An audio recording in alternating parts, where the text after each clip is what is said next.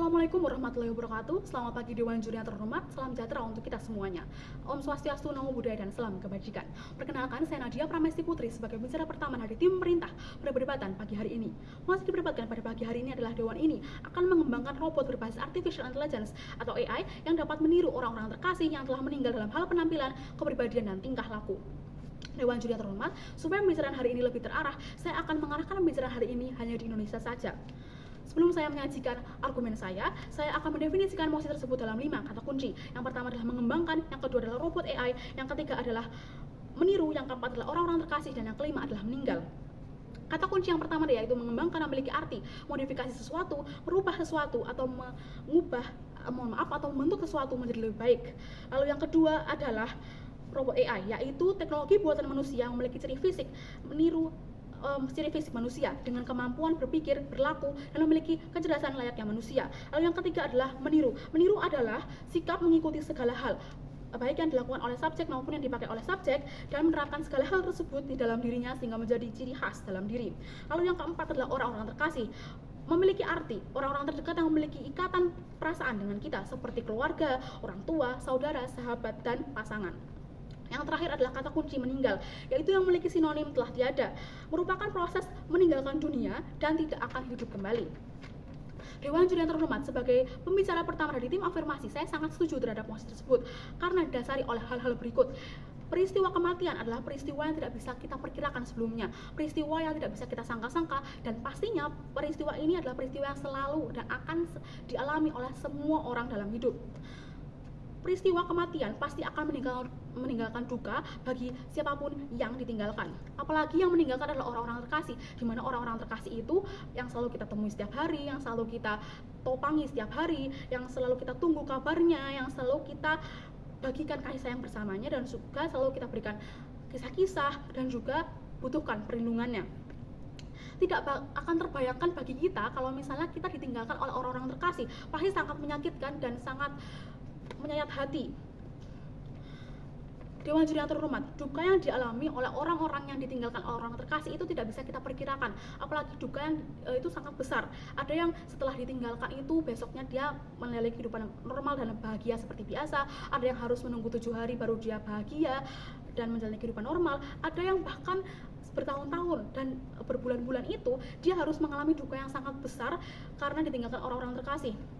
Selain duka, orang-orang yang ditinggalkan orang-orang terkasih itu bisa merasakan stres, depresi, linglung ketika mereka harus melakukan kegiatan-kegiatan ketika mereka ditinggalkan oleh orang terkasih. Mereka bisa merasakan hilangnya motivasi dalam hidup, tujuan mereka jadi ambiar karena mereka, tujuan mereka jadi hilang karena mereka harus menjalani hidup tanpa adanya orang-orang terkasih. Jadi yang memotivasi mereka. Hal itu bahkan dapat mengarahkan orang-orang yang ditinggalkan itu ingin menyakiti diri mereka sendiri, bahkan ingin membunuh diri mereka sendiri. Itu dinamakan dengan post traumatic syndrome disorder, yang dimana mereka itu mengalami trauma, stres, depresi, dan juga ingin bunuh diri setelah mereka ditinggalkan oleh orang terkasih ataupun mengalami trauma sebelumnya.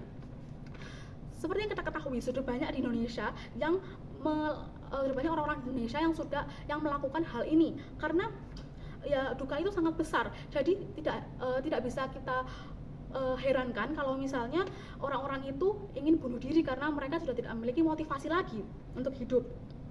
Namun Dewan Juri yang terhormat, zaman itu terus berkembang, berarti teknologi itu pasti berkembang karena globalisasi juga pastinya ikut berkembang mengikuti kebutuhan manusia yang semakin beragam. Apalagi saat ini masyarakat dunia sudah mencapai level 5.0 di mana sudah berlandaskan dengan Artificial Intelligence dalam kehidupannya dan juga sudah menggunakan internet di segala bidang kehidupannya.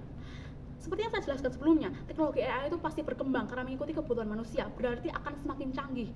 Dan di mana teknologi AI ini sudah mencapai mereka bisa memiripkan diri mereka dengan ciri fisik manusia, dan mereka bisa mirip dengan kepribadian, tingkah laku, bahkan penampilan dari manusia itu sendiri. AI ini berarti otomatis 99% hampir mirip dengan orang-orang seperti itu. Nah, AI ini pasti akan sangat membantu manusia yang mengalami duka yang sangat mendalam karena ditinggalkan oleh orang-orang terkasih. Dengan AI ini, orang-orang tersebut bisa saja dukanya itu akan semakin hilang karena adanya AI tersebut. Karena AI ini dapat memberikan mereka kehangatan, keberadaan, dan juga kasih sayang dari orang-orang yang ditinggalkan. Mereka masih bisa merasakan hal-hal yang mungkin mereka dapatkan ketika orang-orang terkasih itu masih hidup. Mereka bisa mengalami hal-hal yang sangat membahagiakan seperti itu. Dengan adanya AI ini, dapat dipastikan bahwa stres, depresi, PTSD maupun keinginan untuk bunuh diri yang dialami oleh orang-orang yang ditinggalkan oleh orang-orang terkasih tersebut dapat semakin menurun karena AI ini menemani dalam kehidupan mereka. Tentu, hal ini itu tidak akan merugikan negara sebagai aliansi atau inisiator dari pembuatan AI ini, karena mereka memang harus membayar pembuatan AI ini dari bahan material, atau mungkin juga memfasilitasi orang-orang yang ingin membuat AI ini, membayar tenaga kerjanya, dan juga mereka harus mendidik orang-orang supaya bisa menghasilkan AI dengan sangat-sangat canggih seperti itu. Pasti memang harus membayar lebih, namun seperti yang kita ketahui bahwa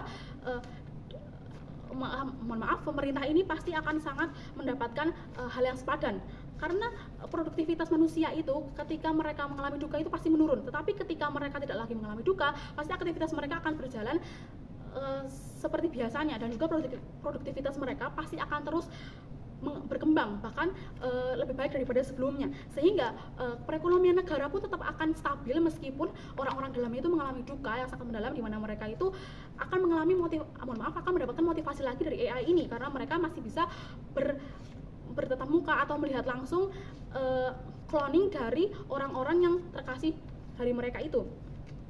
Sehingga dapat kita simpulkan bahwa AI ini sangat membantu negara dan memberikan kebaikan bagi negara. Perekonomian dan perdamaian di negara itu akan terus stabil dan berkembang.